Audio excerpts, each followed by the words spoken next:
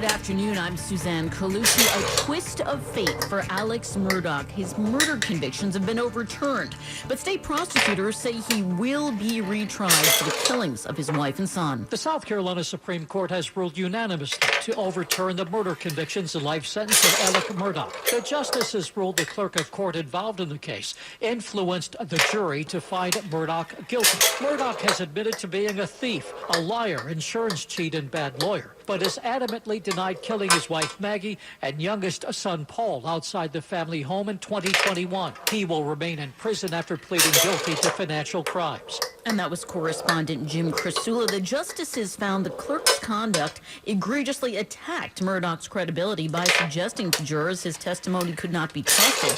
They also felt the judge went too far in allowing evidence of Murdaugh's financial crimes into the trial. Wins News Time, 4:31. Let's get you where you need to go. Here's Greg Rice. Well, that's the outbound George. You are not in for an easy afternoon. Outbound lower level under the apartments remains shut down. They are forcing everybody off of the Cross Bronx, Deegan, and Harlem River Drive onto the outbound upper level. They are going over the outbound lower level into the apartments with a fine-tooth comb because there was debris that was falling earlier, and they want to make sure that's the last of it. Outbound upper level, the only way out from the east side and the Bronx. Now, from the West Side Highway and Riverside Drive 2, you can use the outbound lower since you don't go under the apartments. But the West Side Highway at a standstill from the 60s on up because everybody else had that idea too. Riverside Drive, the better of it from the west side to the outbound George Washington Bridge. The ride right now inbound at the George, that's fine. Lincoln, it's about a 30 to 40 minute outbound ride from 11th, better from 9th, 20 minutes in. Holland's a 45-minute Jersey-bound ride. Inbound Skyway is a mess. Newark Bay, it's better either way. Clearview Throgs next till your winner across the Upper East River. Brooklyn bound, Brooklyn Bridge, they got to get rid of that breakdown on the right lane. That's why the FDR southbound is slow from at least East 6th Street. Greg Rice, 1010 wins at 92.3 FM. And now let's get a check of the AccuWeather forecast. Here's meteorologist Brian Thompson. Well, Suzanne, we've had a couple of showers around this afternoon. Most of that has now shifted off to the north and east for now. There are a couple of showers trying to pop up in northwest New Jersey right now, west of 287. Those are lifting off to the north and east toward Orange and northern parts of Rockland counties. So as we head through the rest of the afternoon into this evening, there will be some of these spotty showers around and then some rain at times.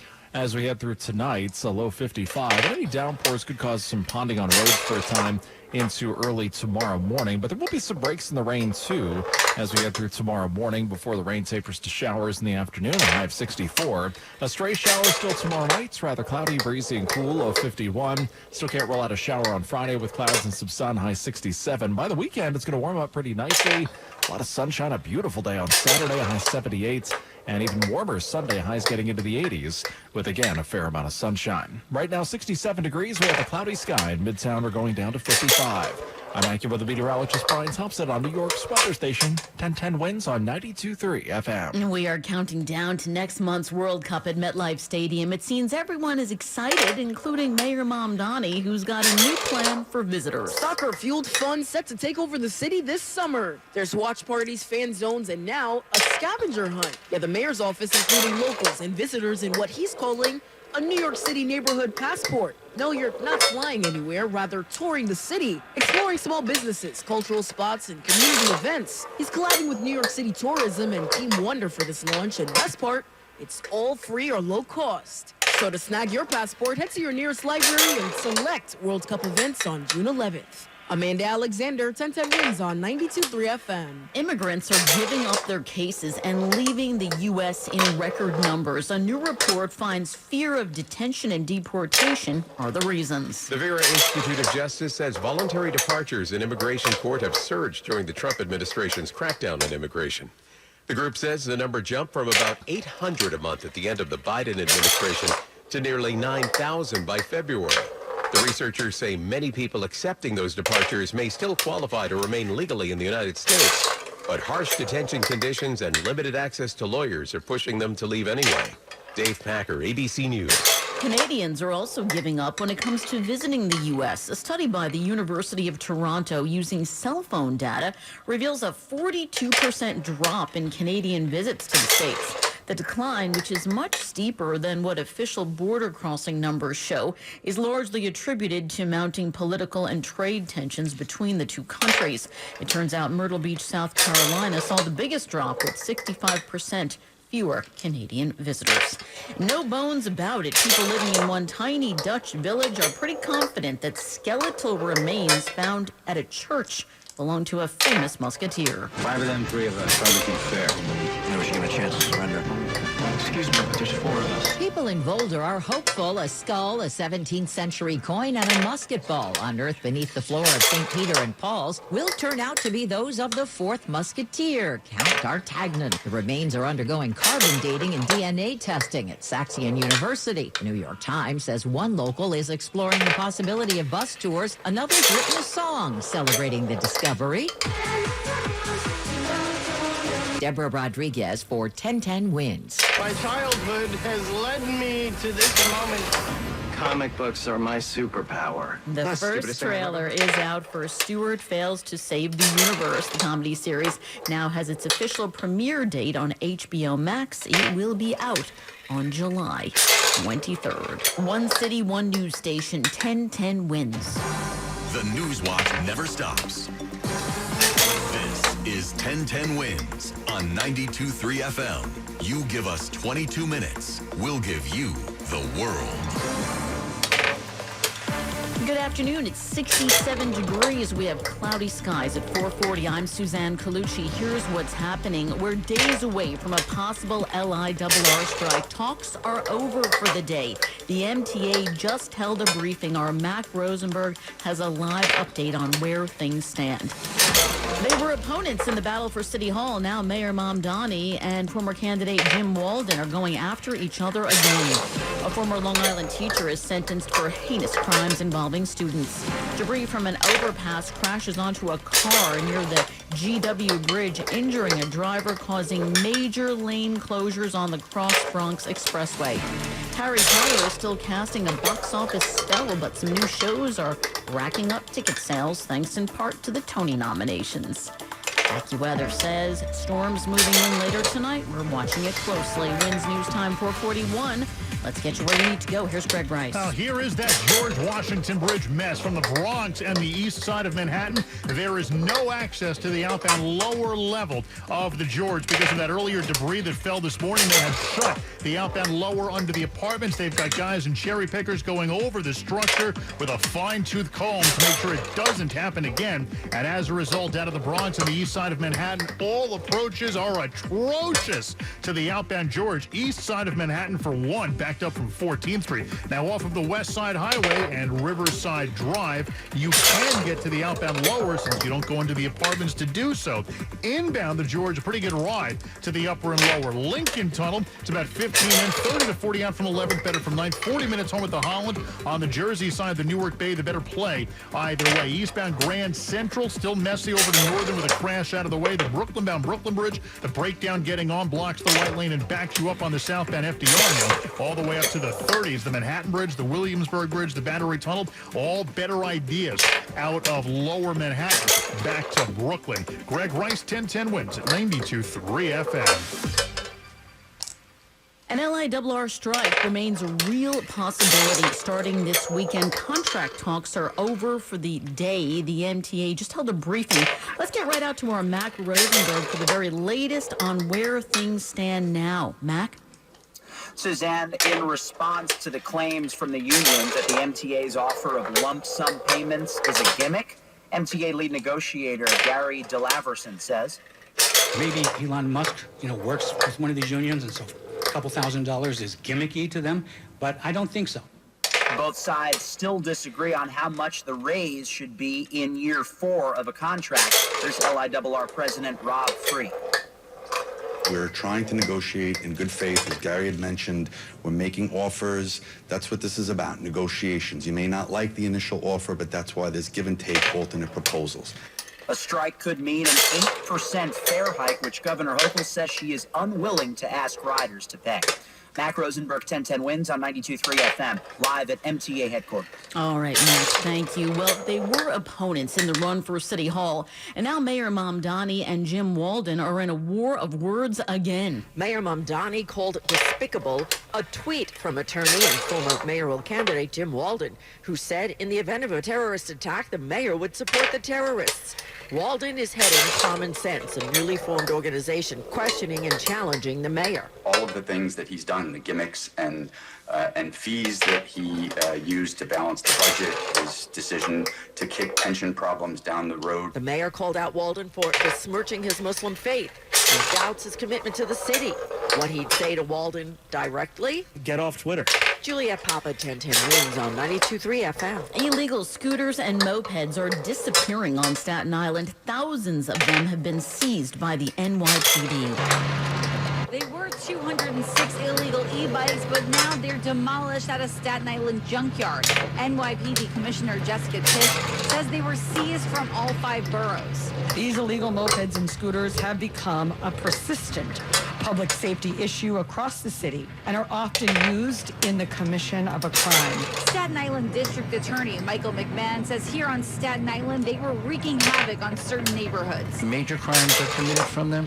Quality of life crimes are committed from them. The metal parts from these 206 e-bikes will be recycled, but thousands more have also been taken off the streets year to date.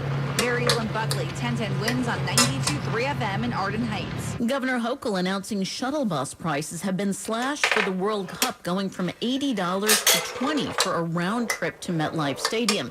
The governor plans to use yellow school buses to increase the fleet.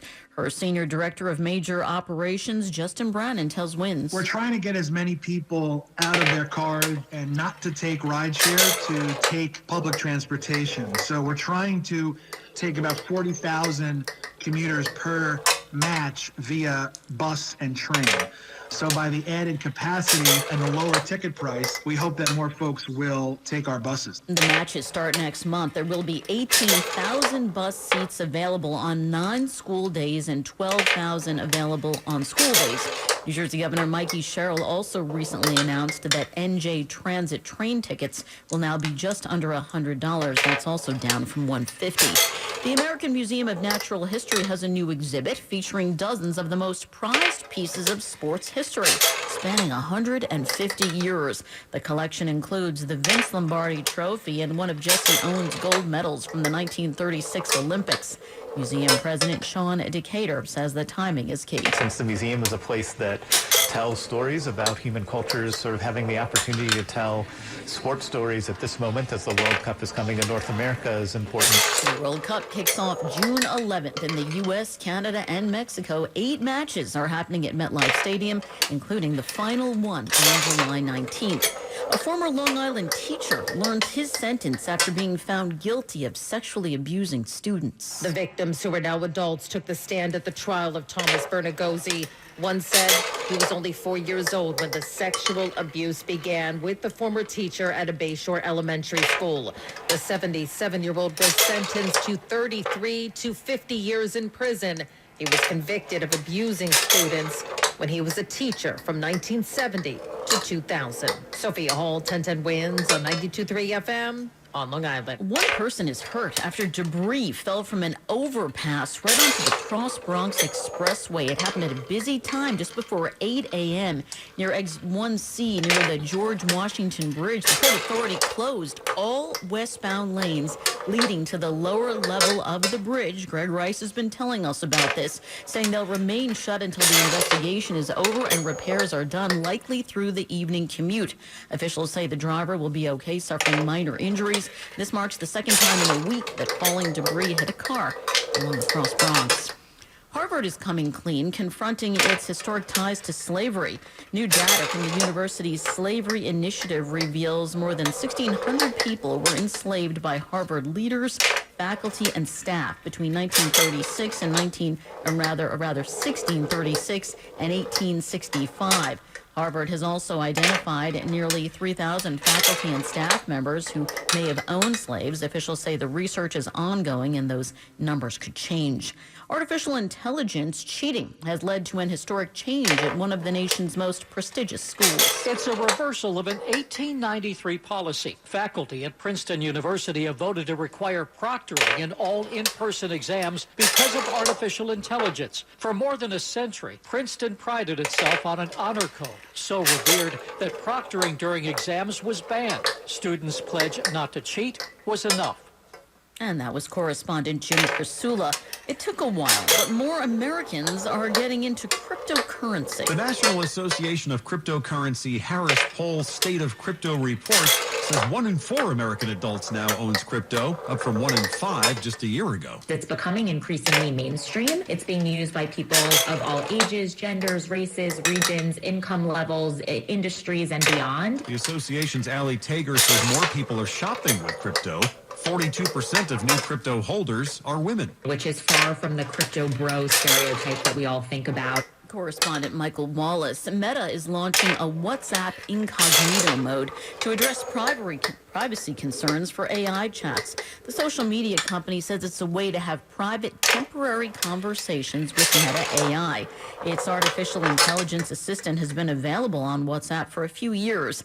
The messages will now be processed in a secure environment that even Meta can access and won't be saved by default and will disappear when someone exits a session.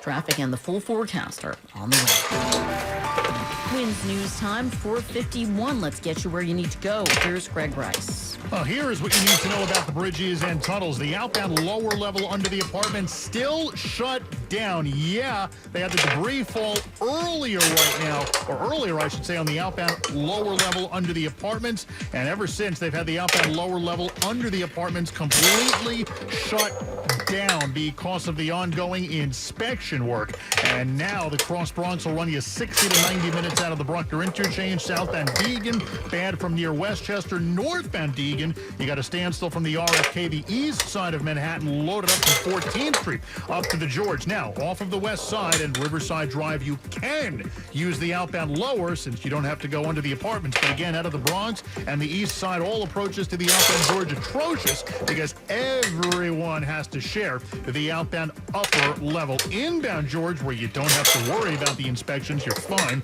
Lincoln Tunnel out of the city, 30 to 40 from 11th, better from 9th. Inbound side of the Lincoln, 10 to 15, 45 home at the Holland. On the Jersey side of the Newark Bay, the best of it either way. Whitestone getting a little worse either way. Clearview Throgsneck combination, that's going to be the best of it right now across the upper East River. The ride right now to and from Staten Island bound Verrazano, a bit of a mess. The Jersey bridges, though, they're in pretty good shape. Greg Rice, 1010 Wits at 92.3 FM. And now let's get a check of the AccuWeather forecast. Here's meteorologist Brian Thompson. Well, Suzanne, we had sunshine earlier, but the clouds have been winning out over the last couple of hours. The clouds continue to move eastward across the area, though we're still seeing a few glimpses of sun toward the east end of Long Island. Even across the city, parts of New Jersey, the sun's trying to peek out at times. Not much in the way of rain. We did have a couple of showers. It did move through parts of Manhattan and the Bronx earlier, parts of the Hudson Valley, North Jersey. A couple of sprinkles right now in North Jersey, but that's about it. Better chance for some rain at times heading into tonight. Well, the low of 55. Some morning rain tomorrow. That'll taper to a couple of showers by the afternoon. Kind of a cool day tomorrow with a lot of clouds, high 64. Breezy and cool tomorrow night with clouds, even a stray shower, low 51.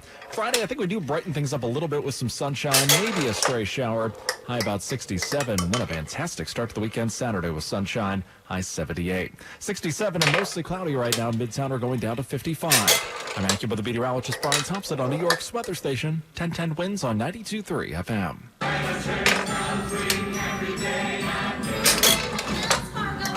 It's being called the best reviewed new musical on Broadway, and more people are going to see Schmigadoon.